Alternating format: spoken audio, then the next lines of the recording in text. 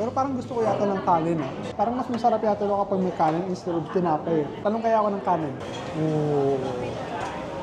เรามีความรู้สึกว่าเราไม่ได้อยู่ประเทศไทยกับเขานะเหมือนแบบเรามาเที่ยวสิงคโปร์หรือมาเที่ยวแบบเวียดนามหรือฮ่องกงนี่แหละดูดิทุกคนเขาให้ปลาเยอะมากเลยอ่ะมีเบบี้กุ้งด้วยกุ้งเด็กๆ It reminds me of halo-halo sa Pilipinas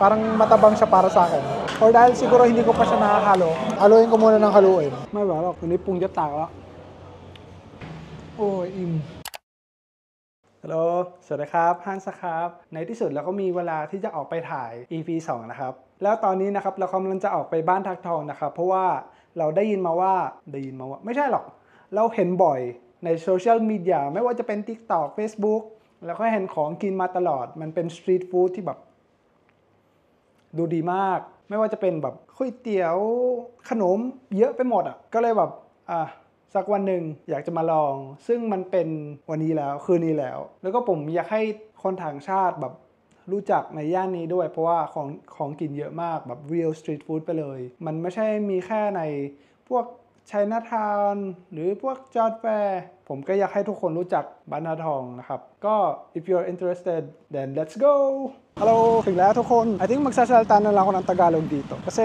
alam naman ng mga locals eh. So kung pupunta kayo dito guys, i-type nyo na lang sa Bolt o sa Grab na pupunta kayo ng 100 Park, Chula 100 Park. O hindi naman kaya, kung mag-BTS kayo or MRT, pwede nyo naman kayong bumaba ng National Stadium. Kapag MRT naman, pwede naman yung Samyan. So yeah, maraming mga kainan dito. Kung makikita nyo, on that area, hanggang doon. Gutom na ako, kaya excited akong itry yung mga pagkain dito. And one thing I noticed na hindi pa siya gano'n ka-famous sa mga turista, kaya wala pa ako masyadong nakikita mga turista dito. May mga Chinese konti, pero mostly mga Thai ang mga nag-hangout dito. Yun, yung Chulalongkorn Park.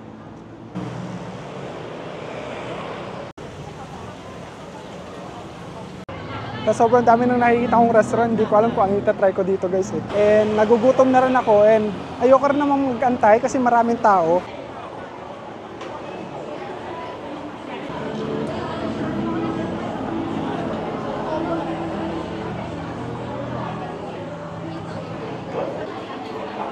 Actually gusto ko itong itry guys kaso I think kakain muna ako ng kanin or noodles. Then mamaya na natin itatry yung dessert. Actually, so far, lahat ng nakikita kong restaurant sa mga pagkain, ang sasarap eh. Ooh.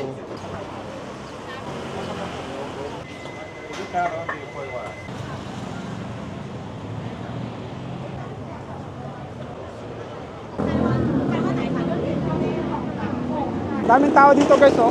Sikat na sikat siguro to. Pero ayoko kasi magantay ng matagal para lang kumain eh. Nakikita nyo naman, daming queue.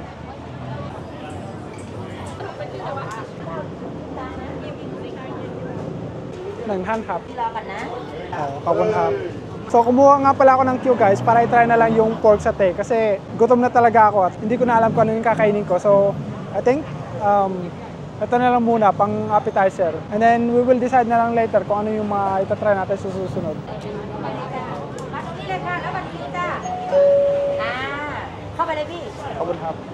So kailangan mo isulat guys kung ano yung gusto mong kainin. Pero yun lang, downside is Thai. So kung di ka marunong mag-Thai, kailangan mo kung di ka nakakabasa ng Thai, kailangan mong magtanong kung ano yung gusto mong i-order.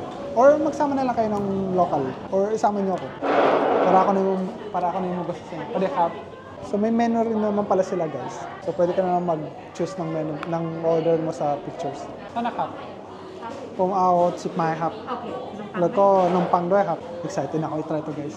Bali ito nga pala yung in-order ko guys. So 10 stick for 100 baht. Tsaka nag-order na rin ako ng tinapay. So may pork satay, may sauce. Hindi ko alam kung anong tawag dito sa sauce na to. May cucumber and yung toasted na tinapay. Unahin muna natin guys yung tinapay. Try natin.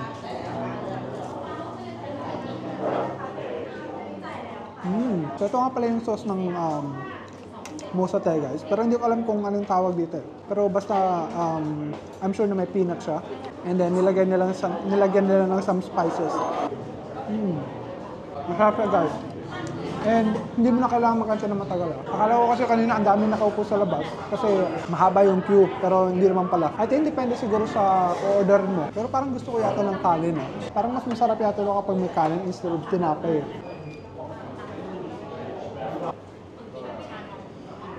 By the way, hindi nga pala to spicy guys. So sa mga hindi fan ng spicy food, masarap siya.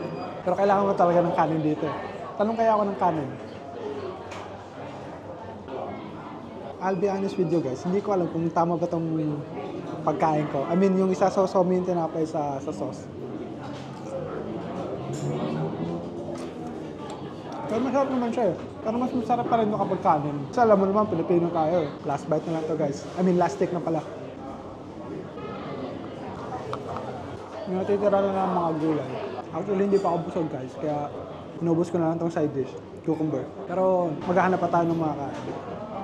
So, mga dalawang restaurant pa. And then, dessert naman tayo. อันนี้นะครับเช็คบิลด้วยครับสแกนจ่ายได้ใช่ไหมครับ สแกนได้ ได้ครับ 110 บาท เอาเลยละ ขอบคุณค่ะ ขอบคุณครับครับผมat least nawala na yung gutom ko Yung mga seafood din dito, fresh seafood. Yung pork sa take just now guys, I think 9 out of 10. It's good. Ooh.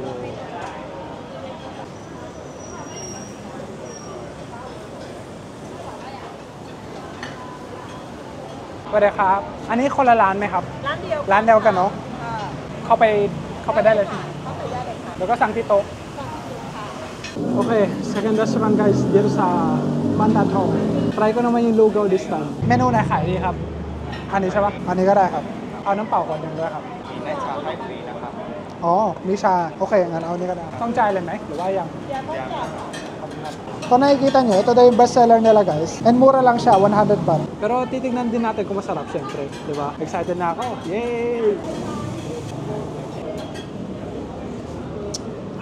By the way, this is the 100 baht nga pala guys. Hindi siya ganun karami pero marami naman yung nilagay nilang isda. And then may free tea. Pero hindi ko alam kung unlimited to Pero try natin. Hom.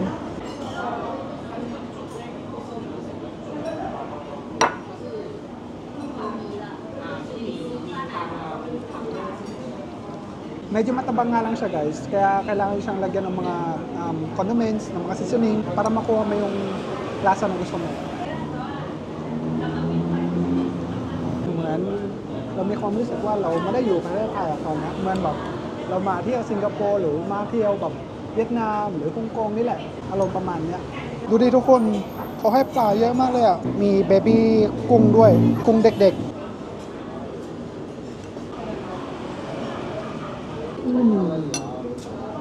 ข้าวต้มปลาเลยมากเลยทุกคนร้านชื่ออะไรข้าวต้มปลาเนี่ยอ่านไม่ออกแต่ร้านเขาอยู่ริมถนนเลยครับแล้วก็มันจะมีป่าตัวใหญ่ที่ตรงนั้นหมดแล้วครับทุกคนร้านเบสรับอร่อยมากเลยเช็คบินได้เลยครับ ของลูกค้า100ค่ะ โอนได้ไหมครับโอนเลยละครับไปไหนต่อดีครับไปไหนต่อจริงๆก็เริ่มอิ่มแล้วนะตอนนี้แต่ว่าก็ยังสามารถกินได้อยู่ก่อนที่จะไปกินขนมกันไปหาอะไรกินต่อครับโอเคลุยต่อนะครับทุกคนmedyo kumonti na lang yung tao dahil siguro late na siguro mag-dessert na tayo para hindi tayo maubusan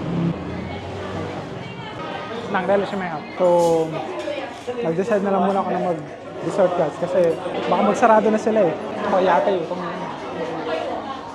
ร้านปิดกี่โมงครับอ๋อเปิดทุกวันเนาะขอบคุณครับอันนี้นะครับito nga pala yung order ko guys tofu pudding pero sayang kasi alas 12 pa naman daw pala sila nagsasarado dapat nag-try na lang muna ako sa iba pero since nandito na ako at nakaupo na ako kaya ito-try ko na lang actually matagal ko na itong gusto mo i-try yung mag-food trip dito kasi yun nga wala masyadong time kaya yun guys nakita ko lang ditong menu na to it reminds me of halo-halo sa akin sa Pilipinas pati yung baso tsaka yung mga sahog siguro try na natin siya next time excited na ako guys hindi na ako makapag-wait na dumating yung order ko kawan harap. Yay! Nandito na guys.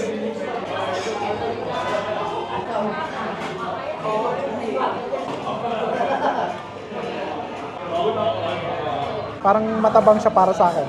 Or dahil siguro hindi ko pa siya nakahalo, haluin ko muna ng haluin.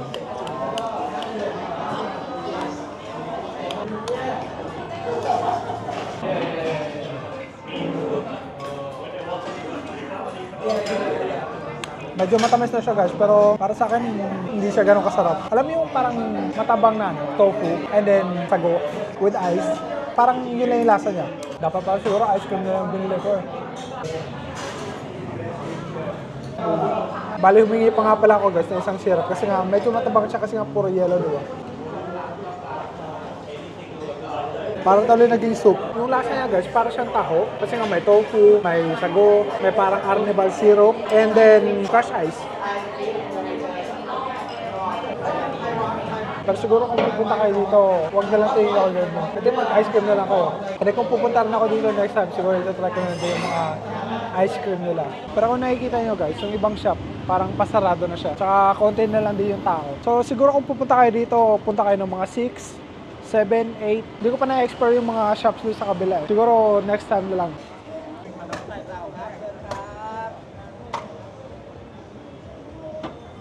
Grabe ang bango guys. Siguro naman dito hindi na ako madi-disappoint.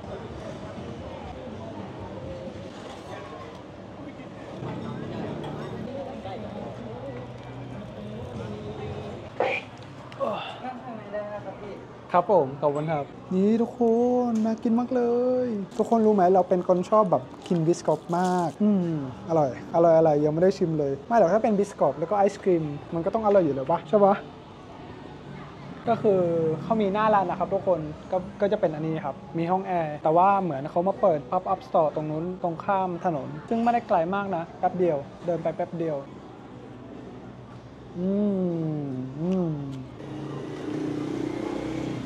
อันนี้แนะนำได้เลยนะครับทุกคนอร่อยมาก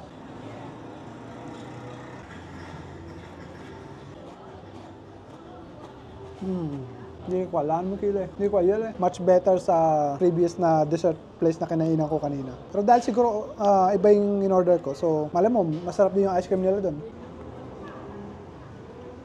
อร่อยตอนนี้4 ทุ่มแล้วนะครับทุกคนเรามาถึงตั้งแต่ประมาณก่อนจะ2 ทุ่มก็เราไม่อยู่แถวนี้ประมาณ2 ชั่วโมงกว่าแล้ว So yeah guys, kung naghahanap kayo ng mga authentic Thai street food dito sa Thailand, isang Ban That Thong area sa pwede yung puntahan maliban sa Jodd Fair, maliban sa Chinatown kasi marami rin talagang option, mapa noodles, mapa kanin, mapa dessert. Try nyo dito, hindi kayo magsisisi. Tsaka try nyo habang hindi pa siya ganun kaboom sa mga tourists. ตอนนี้ลืมอิ่มแล้วนะครับทุกคนกินไม่ไหวแล้วจริงๆมันมีหลายร้านมากเลยนะที่อยากลองแต่ว่าไม่ไหวหรอกวันนี้ปรุงจะตากแล้วBigyan, kung gusto niyo ng mga gantong content guys, food trip dito sa Thailand, sa Bangkok, comment niyo lang. Oh, im. Pag imแล้วง่วงตอนนี้หิวน้ำโอเคเราไปหาน้ำกินกันทุกคนเอาชาไทยก็ได้ครับdi ba nga sabi ko kanina guys, busog na ako kaso gusto lang kasi i-tryหอมมากเลยนะครับทุกคนso yeah, actually busog na ako pero nakakatakam kasi Bale, collaboration nga pala siya guys ng Hub tapos yung Sanjakin Chayen Rukwan. Pupunta na lang ako ng other side guys and itatry ko na lang yung Misue. Kasi sikat na sikat yan dito ngayon sa Thailand eh. So siguro yan na yung magiging final dessert ko sa gabi na to and then uwi na ako.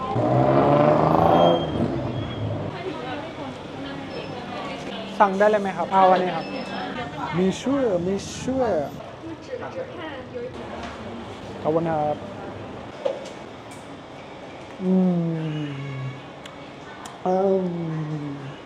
pangatlong dessert. Hindi, pangapat na dessert na sa gabing to.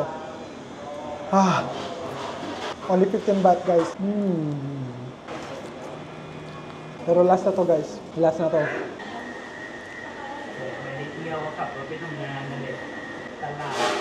Kinawala na ko. Nguwang ba? Kabahan nyo Gawing dami pa rin tao doon sa kabila Pero itatry ko na lang yan next time. Nandito nga pala guys, sa street na to yung Jeo Chula. Alam ko yung iba sa inyo, narinig na yung Jeo Chula na Mama Noodles. Yeah, dito lang din siya sa area na to.